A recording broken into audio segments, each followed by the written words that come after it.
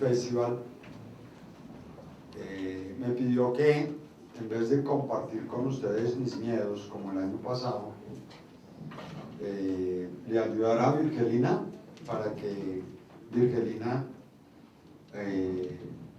hable de los suyos, que son mucho más poderosos que los míos. Ponernos en primer lugar en por qué hay población afrodescendiente en Colombia. Esa es la primera pregunta. ¿Y cuál ha sido la condición de esa población afrodescendiente durante más de 5 siglos en el país? Bueno, no más, pero casi 5 siglos.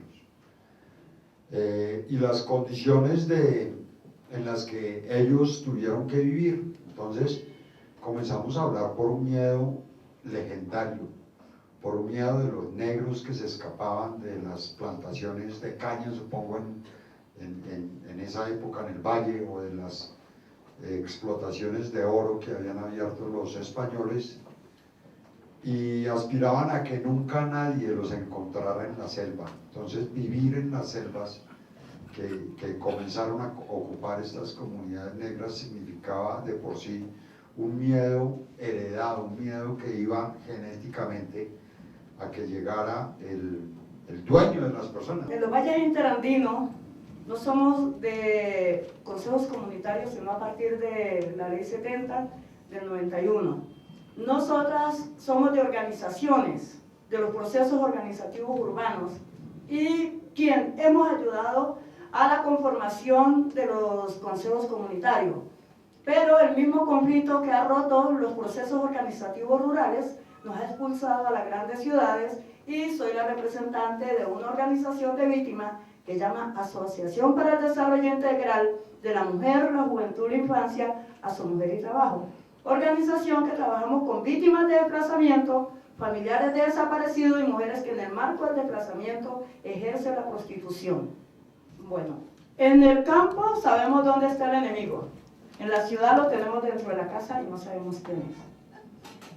No sabemos dónde hay más violencia, si donde se dice que están los paramilitares, el ejército y las guerrillas, que son los 3 entes identificados generadores de violencia, o en la ciudad, que supuestamente es donde nos expulsa el conflicto, que vamos a buscar nuestra propia protección. A veces esos generadores de conflicto tienen aún más consideraciones con sus víctimas que aquí en las mismas ciudades, cuando uno va a buscar la protección de la institución, que es la que más violencia genera a las víctimas. Y nosotras como víctimas somos triplemente victimizadas en las grandes ciudades por las discriminaciones que nos toca que vivir, que está enfrentada por ser mujer negra, por ser mujer mayor de edad, por ser víctima de desplazamiento. Somos vistas como objeto sexual, como las mujeres que no piensan, como las mujeres que solamente servimos para cocinar y para la cama. Lo decimos vulgarmente porque así somos vistas. Nosotras como mujeres, independiente, usted aquí hacía una pregunta muy interesante cuando la esclavización. Ese papel tan importante que jugó la mujer en la liberación, que fue con los peinados, y que se sigue viendo los peinados, y que ha sido con nuestro turbante, nuestra pañoleta. Eso tiene un significado ancestral que jugó un papel muy importante para nosotras como mujeres negras y como comunidad negra. Aquí en la ciudad, sí, en Cali, yo fui detenida y torturada por 3 días. Vine a buscar la protección a la ciudad de Bogotá porque yo soy víctima de la institución. Yo no soy víctima de la guerrilla ni de los paramilitares. Soy víctima del ejército porque mis hijos fueron reclutados para que hicieran parte de los paramilitares. ¿A qué iban a hacer mis hijos siendo parte de los paramilitares? Asesinar a negros en los municipios de Buenaventura, como fue la masacre de Zabaleta, como fue la masacre de Naya. Cuando nosotros denunciamos, somos objetivo militar. Me envían aquí a Bogotá por la protección, porque están todas las instituciones. Cuando voy a ampliar la denuncia, salgo de la Fiscalía Militar, a los 3 días soy golpeada por el mismo ejército, que si seguís jodiendo en esas palabras tan bonitas y en el vocabulario tan es que maneja la institución, seguía jodiendo, me asesinaban. Pero hubieron algunas cosas, es que nosotros hemos jugado con el tema de la Comisión Interamericana. Cuando nos sucede algo, hacemos la alerta temprana que esa es la forma de protección de las comunidades. Cuando hicimos esa alerta, entonces ya no me atacan a Virgelina, pero entonces usan el método que han tenido para desarticular nuestro proceso. Entonces empiezan a desaparecer a mis compañeros de mi organización, ataques contra mis hijos, a cogerlos para que robaran, y si no robaban, el mismo teniente de la policía sexta, de la estación sexta de Bogotá, si no robaban para él, entonces lo desaparecían. Entonces ha sido una tarea que no sabemos a quién le tenemos más miedo, si al victimario o al que nos tiene que generar la protección. Entonces por eso nosotras, y aún nosotras las víctimas, estamos en capacidad y le decimos al enemigo, porque tenemos alguna comisión del departamento del Valle, es que al enemigo párasele en la esquina, pero nosotros nos le metemos a la casa, porque le tenemos que decir a su jefe que son sus hijos los que nos están amenazando y son los que nos están atacando.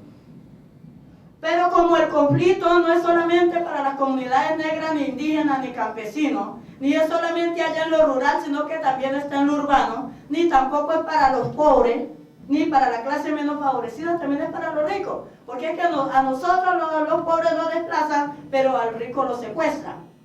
Y nosotros denunciamos, y el rico por guardar su papel no denuncia porque le da vergüenza. ¿Quién tiene más miedo? Si nosotros los que somos víctimas del conflicto armado, del conflicto llevado al territorio, porque nosotros en nuestro territorio no tenemos conflicto. El conflicto se lleva a través de las políticas públicas mal direccionadas, porque hoy el conflicto es el que deja más dividendo al país que cualquier política pública. Entonces por eso no hay un interés político de que haya un desarme total de las guerrillas, ni haya el desmonte del paramilitarismo.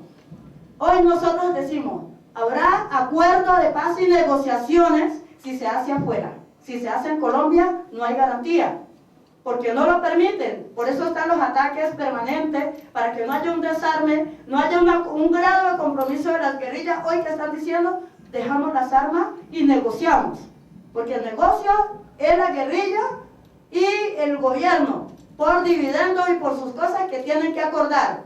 Pero la paz es un compromiso y es un derecho constitucional que tenemos los ciudadanos cuando nacemos, y que nos lo tiene que garantizar no es la guerrilla, a nosotros nos lo tienen que garantizar son los gobiernos con las políticas públicas, son los gobiernos con las inclusiones sociales, son los gobiernos con la generación de empleo, con la garantía, con una educación que en realidad sirva para la ciudadanía, con los derechos de salud, con el derecho al trabajo, con el derecho a la vivienda. Esos son los derechos constitucionales y fundamentales que nos tiene que garantizar a nosotros los gobiernos para que podamos tener paz. Entonces nosotros no podemos hablar de paz porque se desarme la guerrilla y se desmonte el paramilitarismo.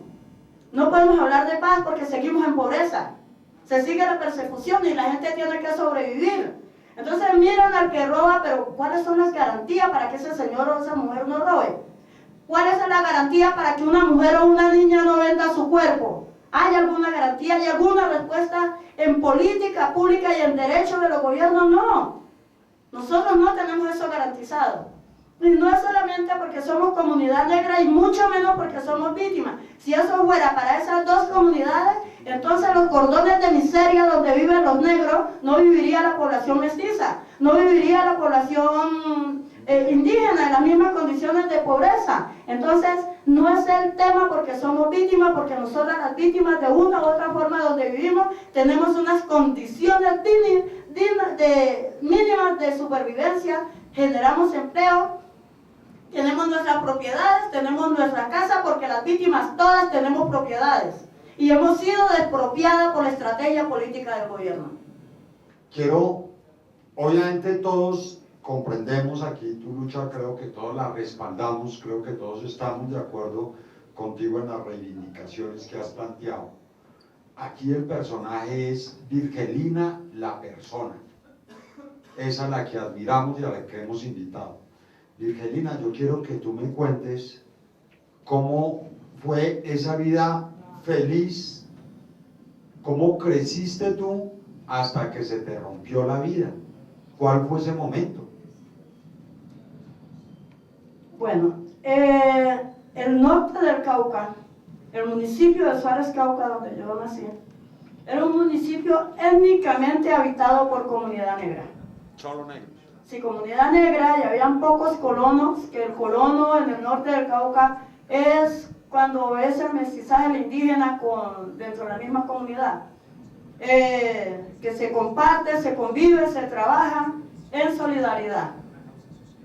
Por eso el tema del norte del Cauca es muy fuerte con la comunidad indígena, porque son trabajos conjuntos que se han trabajado, que se han hecho entre las dos poblaciones. El norte del Cauca tiene unas cosas muy interesantes que no tiene el resto del país, que era donde los mal llamados cimarrones, que cuando los negros huían por su libertad, ojo, que si hay alguien que luchó por la independencia fueron los negros, y fue alguien que puso más muertos en la lucha para la independencia y la libertad del pueblo colombiano, fue la comunidad negra esclavizada. Un paréntesis. Tienen ustedes que saber que en 1647 España tuvo que reconocer la autonomía de los negros del Palenque de Baudó. Sigue. Bueno, en el norte del Cauca está el cimarronaje. Y el cimarronaje es donde se encuentran todavía los apellidos puros de las tribus africanas. Mi apellido es de la tribu africana del sur de África, de los guerreros bantú, que son muchos, es donde encuentras el Chará, Arará, Angola, Congo, Lucumí, Vivero, todos esos apellidos, Ocoró, todos esos apellidos los encuentras en el norte del Cauca, porque esos cimarronajes que decían supuestamente muy dirigido por la Iglesia Católica, que era quien tenía en ese momento la dirección de ese tiempo no eran país, eran la colonia. Las colonias, era quien decía quién vivía y quién moría, ¿sí? Era quien el dueño de la vida de la gente, y eran los que tuvieron, como eran los pensantes, porque en ese tiempo ni la mujer podía pensar, solamente los hombres eran los únicos que podían pensar. Entonces, los cimarrones no tenían alma, que eran los negros que se huían, que estaban luchando desde que fueron esclavizados, porque la primera trata transatlántica que se llama es con personas, y es la trata de los negros de África, América Latina y al resto del mundo por la esclavización. Ese es un tratado de libre comercio. No es solamente que digamos que el tratado de libre comercio de hoy de Colombia, Estados Unidos y el resto de tratados que hay. El primer tratado se dio con personas y se dio con los negros en el mundo. Entonces, y se dio con mis ancestros. Entonces, en ese momento, como eran reyes, y a ellos no los esclavizan porque eran negros, sino por su desarrollo que tenían en su país. Entonces, por eso es la esclavización y la mano de obra, que hasta el momento es mal pagada para la comunidad negra, encuéntrese donde esté, no solamente en Colombia. La discriminación no solamente en Colombia, en América Latina, donde usted vaya. La discriminación, la exclusión, la segregación, todavía lo hay. Y hay esclavizados, hoy no negros, pero sí en Inglaterra hay en este momento esclavos. El pobre, el inglés pobre es esclavo del inglés rico. También hubo mucha lucha de ellos. Y nosotros, ¿qué es lo que estamos pensando y tratando? Es que esa segregación, esa exclusión que se ha dado alrededor de la comunidad negra, que fue quien le colocaron la marca. A nosotros nos colocaron la marca y los grilletes, pero resulta que el mundo entero ha sido esclavizado. No solamente los negros tuvieron la marca, no solamente los negros tuvieron los grilletes. Entonces el mundo entero, los negros sí lucharon para que esos grilletes nos los quitaran. Los negros sí lucharon, mis ancestros, para que hoy nosotros, las nuevas generaciones, no tengamos la marca, ni tengamos toda esa exclusión, toda esa discriminación que ellos vivieron, toda esa masacre, ese genocidio cometido con ellos, no lo viviéramos nosotros, las nuevas generaciones. Y no solamente fue por los negros, fue por el mundo entero. Hoy no tenemos marca ni grillete porque los negros lucharon. Hoy no tenemos marca ni grillete porque los negros se huyeron, porque las mujeres peinaban a sus hijos y le hacían las trenzas, en las trenzas le mandaban el camino por donde iba el enemigo, por donde iba el esclavista. En la trenza le mandaban y en la pañoleta le mandaban la semilla para que sembraran, para que cuando ellas se fueran, ya hubiera semilla y hubiera producto con que ellos los pudieran sostener a ellas. Por eso se llama el trueque. Y por eso muchos hablan hoy del trueque, pero dicen, es que si yo tengo una cajetilla de cigarrillo, me tiene que dar el mismo valor. No, el trueque no es eso, el trueque era por la necesidad. Si usted tenía una vela y el otro tenía un racimo de plátano, ese era el cambio. Eso llama el trueque y la mano cambiada, que ha perdido sus principios y su ética de lo que tiene que ver el trueque y todo el aprendizaje de lo que tiene que ver con la resistencia de las comunidades negras. Vuelvo a la pregunta que me hicieron, porque esta charla está muy interesante y las preguntas que me dicen son lo que me toca y es lo que yo trabajo. A mí me interesa mucho la reivindicación de la historia y que se conozca el papel que han jugado las mujeres negras y que seguimos jugando porque seguimos haciendo propuestas de desarrollo y propuestas a que en Colombia se erradique la discriminación. Nosotros no estamos diciendo que se supere, porque lo que se supera nunca se termina.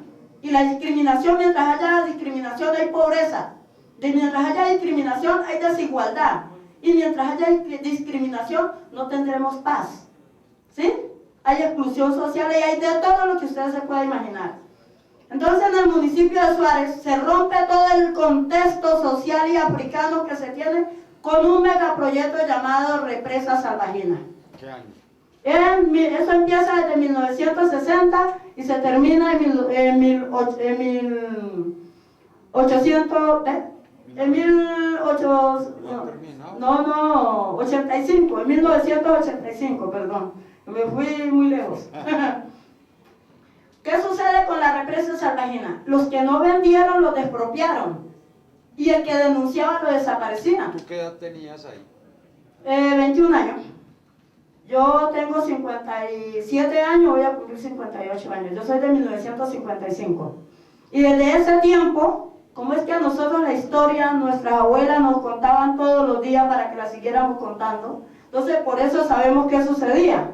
Y a nosotros, una de las culturas es que la mujer negra siempre anda con sus hijos para su trabajo. Entonces, todo lo que sucede, nosotros vamos aprendiendo y por eso decimos que es traslado de saberes. Lo que hace mi mamá, lo aprendo yo y se lo paso a mis hijos. Entonces hay una permanente continuidad de lo que nosotros hacemos y por eso la historia no desaparece. El solo hecho del rompimiento del tejido social es un impacto muy fuerte, porque eso no se vuelve a construir en ningún espacio donde uno esté. El otro tema es que como esto son procesos ancestrales y son procesos que como la comunidad no lo suelta, son los gobiernos los que hacen las negociaciones. Un TLC no lo firma una comunidad, lo firma un gobierno, lo firmó el gobierno colombiano con el gobierno español. Por eso se dio la destrucción ecológica, ambiental, todo lo que usted se puede imaginar, la contaminación y todo el daño, el impacto que generó en la familia. Hoy esas familias engrosan los cordones de miseria de las grandes ciudades, como es la ciudad de Cali, Jamundí, Popayán, Santander y todo el sur del país, son víctimas del desarrollo en Colombia. Y así como pasó en esta represa, ha pasado en todas las represas porque nunca le consultan a la comunidad, sino que el que decide es el gobierno sin saber la afectación que tenga, la afectación negativa que tenga ese desarrollo supuestamente entre comillas en las comunidades. Fuera de esos desarrollos nunca beneficia a la comunidad, sino que al contrario, es un desarrollo que afecta a la comunidad porque la saca del territorio y la manda a engrosar los cordones de miseria, porque lo que le ofrecen no le permite a estas familias vivir el resto de su vida donde han estado y donde van a estar a partir del desarrollo de un megaproyecto, llámese de esta fue hidroeléctrica o hidrocarburo, lo que se llame, cualquier desarrollo que se lleve al territorio es nefasto para las comunidades porque no es consultado. Yo diría, del miedo, todos los seres humanos tenemos miedo, pero lo que tenemos es que vencer el miedo para no seguir cometiendo los errores del pasado. Nosotros no podemos, el día que perdamos los miedos, porque ese día ya quedó, ya nos morimos. Entonces no podemos tener miedo, pero de ahí para allá, mientras estemos vivos, tenemos miedo. Lo que no podemos es permitir que el miedo sea más grande que nosotras. Nosotros tenemos que ser más grandes que los miedos para poderlos vencer y poder hacer avanzar, porque no nos podemos quedar en la victimización, sino que tenemos que avanzar, seguir haciéndole propuestas al gobierno a mejorar porque ya hoy los errores del pasado ya se han hecho muchas correcciones, aunque falta mucho la articulación de las comunidades, la exigencia, los movimientos sociales. Ya para sacar cualquier ley, el gobierno lo piensa 2 veces. Una mujer que ha vencido todos los miedos. El miedo a su cuerpo, a que su cuerpo sea atacado por ser el de una mujer. El miedo a no tener ningún amparo por el hecho de ser negra y tener más de 50 años. El miedo a la ciudad porque ella no es de aquí y aquí se reducen sus posibilidades, pero sobre todo ha convivido con el miedo permanente a esta guerra. Ha muerto mucha gente a su alrededor, conoce la sangre de sus seres queridos, la ha tocado con sus propias manos